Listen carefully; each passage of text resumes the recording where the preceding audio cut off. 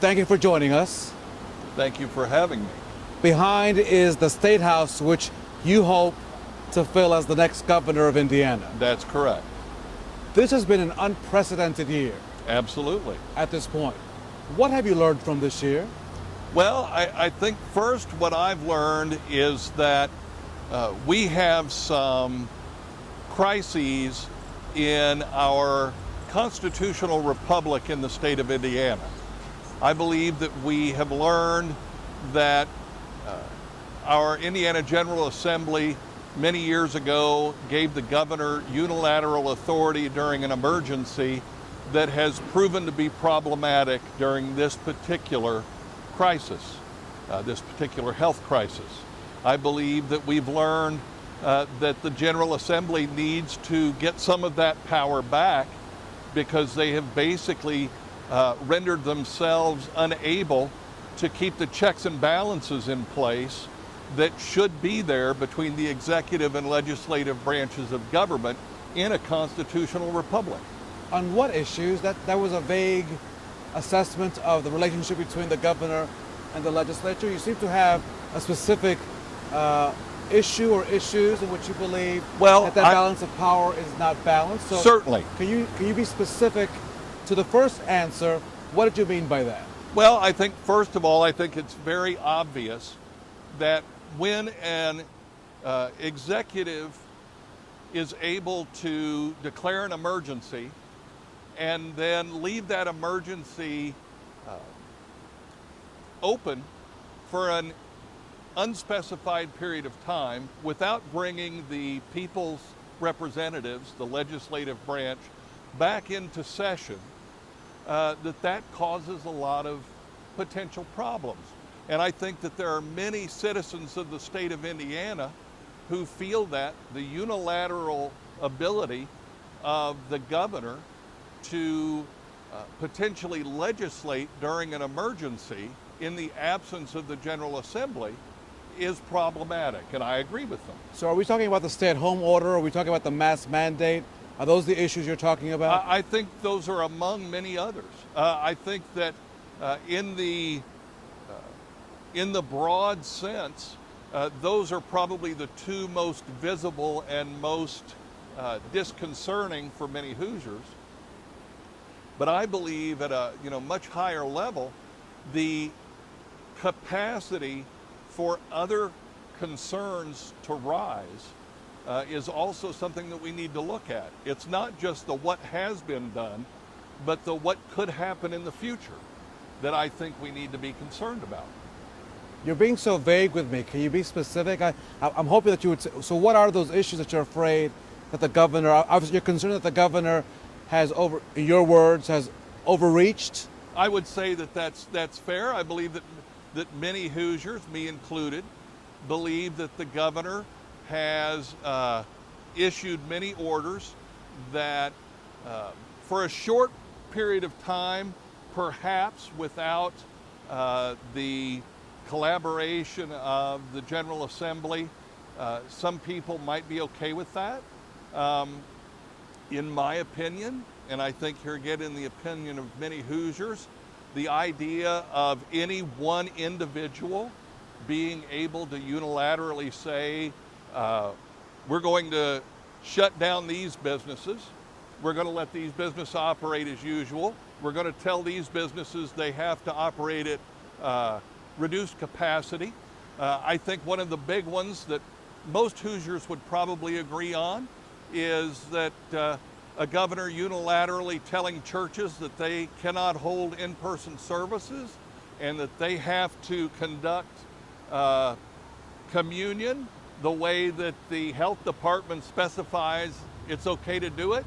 I think a lot of people find that an infringement on their First Amendment rights and on rights that are delineated within the state constitution as well, as far as religious liberty.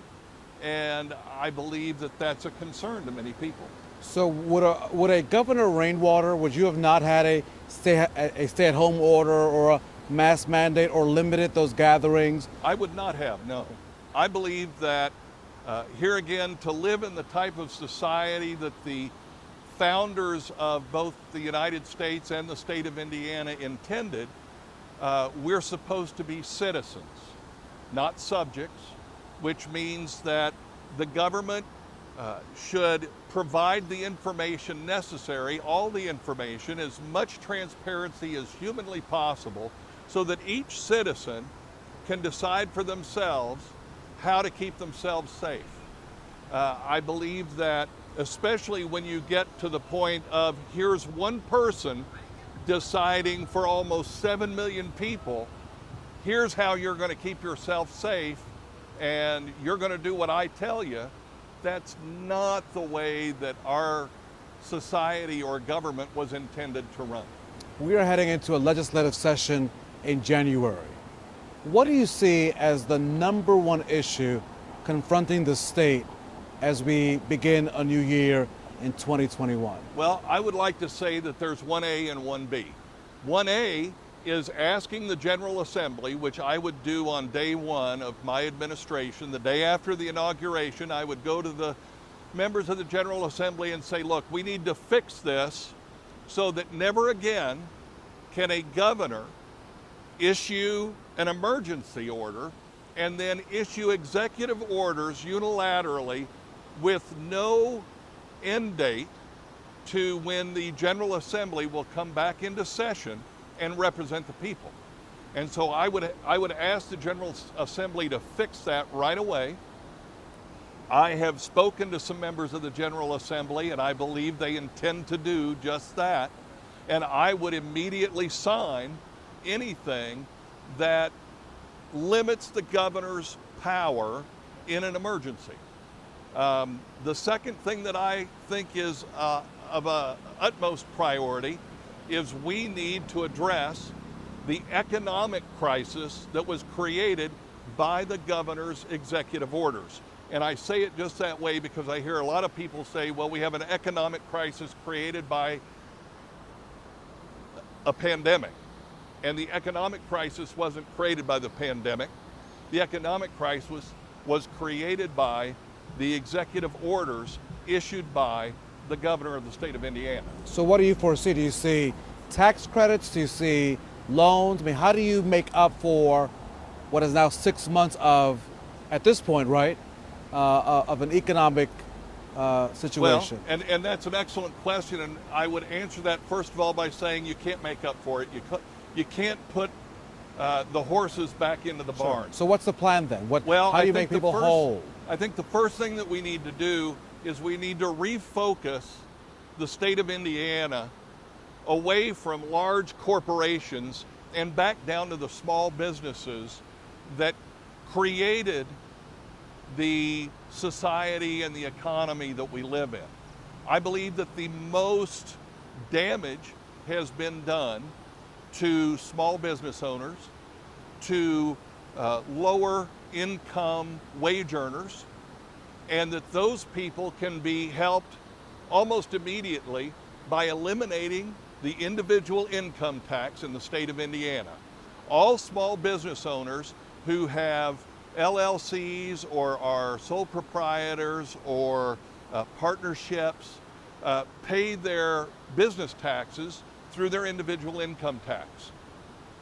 So if we put that money back into their pockets, they're more than likely going to put a vast majority of that money back into their businesses, which means they will grow their business larger, they will employ more people, and I believe that instead of having what Governor Holcomb refers to as 118,000 high-paying technical jobs that Hoosiers aren't qualified to fill, we need to create jobs that will get Hoosiers back to work and get them back to work as soon as possible. And so I believe that eliminating the individual income tax will significantly help to do that. I also believe that we need to look seriously at eliminating the personal property tax on people's primary residence. Because right now, when you have almost 1 million Hoosiers who over the last 6 months have at some point had to file for unemployment insurance, people need money in their pocket. People need to take the money that they have and make it stretch. And so the idea that we can eliminate the personal property tax on your primary residence and make sure that then the home that you own, you actually own, because you don't have to pay the government twice a year for the right to keep it, gives people a little extra security and usually a couple thousand more dollars in their pocket every year. If you get hired by the voters of Indiana, what do the 100 days, the first 100 days look like then? Well, I think here again, you seem busy. You seem like you're going to do a lot of tax work, a lot of... I think there's a lot that needs to be done. You're going to limit your own powers? Absolutely. I believe, here again, I believe very strongly that government is supposed to be 3 co-equal branches with checks and balances for each. And I think over the last 6 months, we've clearly seen that we have a big gap in our checks and balances here in Indiana as soon as the legislature goes out of session. So I believe that first 100 days, we need to address the economic issues. I hate to say it this way, but Hoosiers need their money back more than the government needs to spend it. I've read some things where the state government is lamenting the fact that they have to cut the budget 15%. I don't feel bad about that when I know that there are a million Hoosiers out here trying to figure out how they're going to feed their kids and clothe their kids and pay school book fees for the new school year. The government spends a lot of money it probably doesn't need to spend. I believe that first 100 days, we need to get in there and start identifying what things are we spending money on that the government shouldn't be doing. And I'm not talking about entitlements. Those are things that people need right now. I'm talking about the things where everybody over here knows there's a lot of money spent that probably shouldn't be, but nobody wants to call it out. Do you have an idea of what things you'd like to cut? Well, I can tell you where I'd like to start looking. Give me one looking. or two. Give me one or two. Let me tell you where I'd like to start looking. I'm gonna give you two. I believe that we have serious issues with vendor contract management within the state of Indiana. I believe that there are a lot of contracts that are issued that the minute the contract is issued, change orders start coming in and the costs start rising. The length of time that the contract is completed starts getting extended. And before that first contract's ever signed, everybody knows what's going to happen. And I think that needs to stop because I think that that's theft from the citizens of the state of Indiana. So that's one. One. Two? Statewide standardized testing. I personally believe that spending $15 million a year to take time out of the teachers and students' educational curriculum to prepare for and implement a test that is strictly designed as a political tool needs to stop. Those are two. Those are two. Did you want to? I could go on, I know you but could. I won't. Well, tell you what. The third one would be why should the people of Indiana hire you? Why are you the best candidate in this field of three? Well, to give a short answer, I believe that the other two candidates are both clearly big government candidates. They want to increase your taxes. They want to increase spending.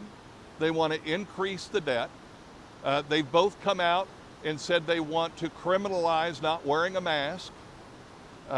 They want to... And out of fairness, Governor Holcomb, I think, took that back, right? But that's true. I just want to make sure we're fair. His initial inclination was, I'm going to tell you to wear a mask, and if you don't, I'm going to punish you for it. And Woody Myers has come out and said I'm just fact checking in case they say something about you. I will also fact check for you as well, okay? That's fair. absolutely, All right. yes. So I'm gonna have your back as well. That's fine. Should they say something about you? Absolutely. Okay. Absolutely. But we were talking about you. Why should the people of Indiana continue I hire am you? a small government guy. President Reagan once said you cannot be for big government, big taxes, big bureaucracy, and still be for the little guy. I'm an overweight man, but I'm a little guy. I'm not independently wealthy. I don't have the backing of corporations and labor unions. I'm just a citizen of the state of Indiana who's fed up with what I see going on, and I want to get us back to the constitutional republic that I believe we were intended to be. Mr. Rainwater, thank you so much. Best of luck to you. Thank you and the for campaign. having me. I really appreciate it.